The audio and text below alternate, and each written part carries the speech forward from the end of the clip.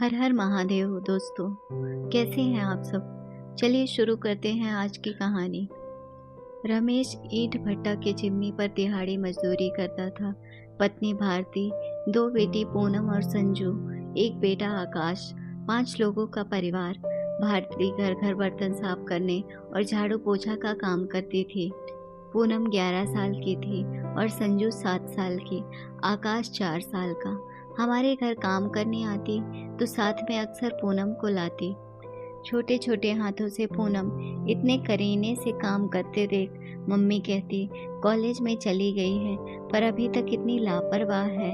Mummy Poonam को पढ़ाने के लिए भारती को हमेशा बोलती, समझाती, पर भारती हंस के टाल देती। मम्मी हार कर पूनम को कुछ कुछ पढ़ाती घर में ही। मैं हॉस्टल चली गई आगे की पढ़ाई के लिए। मम्मी ने फ़ोन पर बताया, शर्मा जी के साले और सरहज उड़ीसा से आए थे। 5,000 महीना और 10,000 एडवांस भारती को देकर पूनम को अपना बच्चा संभालने के लिए ले गए।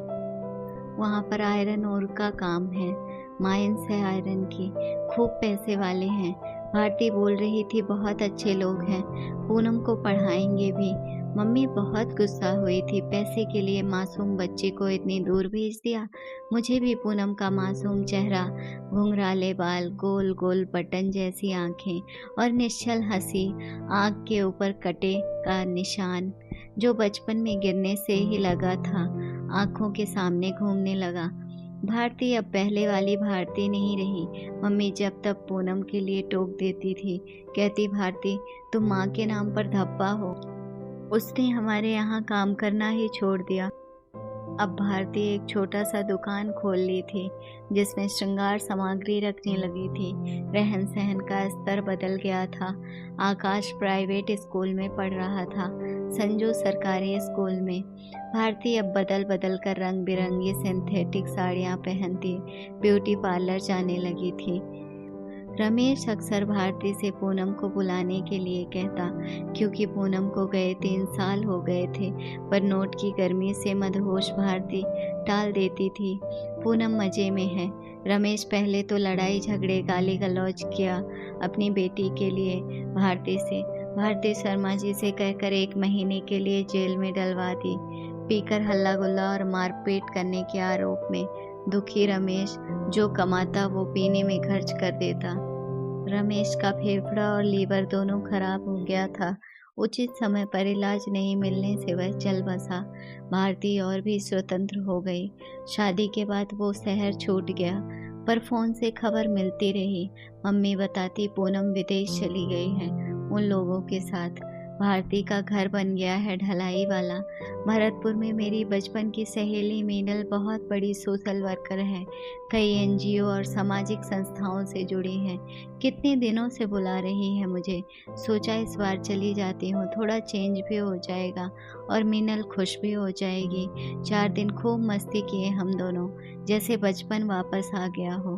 बर्फ के गोले, काला खट्टा, हवा, मिठाई, जैसे कई जगह बुढ़िया के बाल कहते हैं खाया।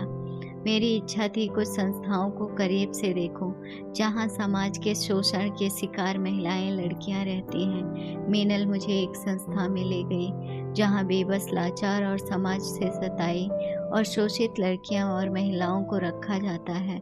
2 घंटे कैसे बीत गए पता ही नहीं चला। मन बहुत बोझिल और व्यथित था। निकलते समय अचानक छींटदार सलवार कमीज में एक 24-25 साल की लड़की, जो अपने उम्र से ज्यादा की लग रही थी, अंदर आ रही थी। 4 कदम आगे जाकर मुझे लगा ये चेहरा देखा हुआ है। मैं मीनल का हाथ पकड़कर खींचते हुए वापस अंदर आई। उसको गौर से देखा।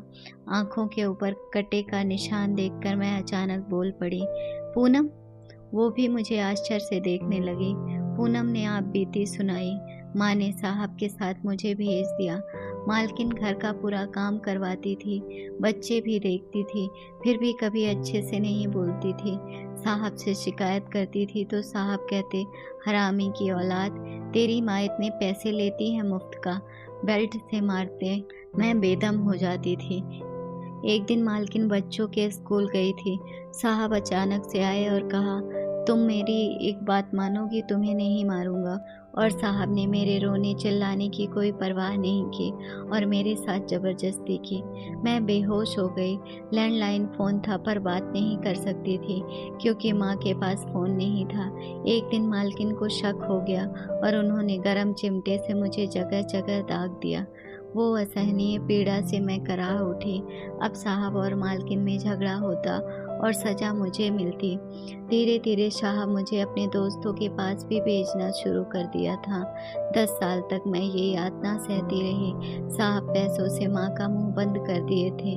मेरी माँ के नाम पर बदनुमा धब्बा थी। अपनी कोख जनी की जिंदगी को धब्बों से भर दिया था। एक रात मैं ट्रेन के नीचे जान देने जा रही थी, तभी एक भलमानुस ने मेरा हाथ जोर से पकड़कर खींच लिया और मुझे यहाँ ले आया। तब से मैं यहीं हूँ। पुलिस ने मुझसे बहुत जानने की कोशिश की पिछली बातें, पर मैं चुप रही। मैं बाकी ज़िंदगी यहीं गुमनाम होकर रहना चाहती हूँ। राधा नाम है मेरा। उसने हाथ जोड़कर विनती की। दीदी, मैंने उसे आश्वस्त किया, तुम निश्चिंत होकर रहो। सर पर हाथ रखा, अपना फ़ोन नंबर दिया और रोते हुए वापस मीनल के साथ आ गई। 4 दिन की खुशी मस्ती कब काफुर हो गई। माँ अपने ही बच्चों के लिए कभी धब्बा बन सकती है और ममता धब्बा का रूप धारण कर सकती है, ये सोचने पर विवश कर दिया था। दोस्तों, अगर आपको हमारी कहानी अच्छी लगी हो तो अपने दोस्तों के साथ भी शेयर कीजिए और कमेंट में ज़रूर बताइए कि कैसी लगी ये कहानी। और हाँ, चैनल को सब्सक्राइब करना ना भूलें। जल्द ही मिलते हैं अगली कहानी में। धन्यवाद।